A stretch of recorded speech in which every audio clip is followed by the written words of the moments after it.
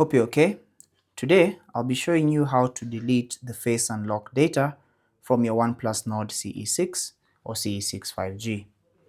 So simply unlock your phone and then go into Settings.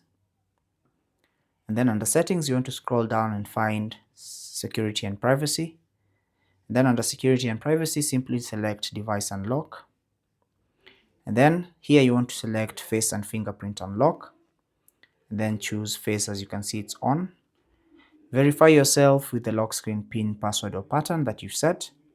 And as you can see at the top here, I have my face data. So to delete that face data, simply tap on delete.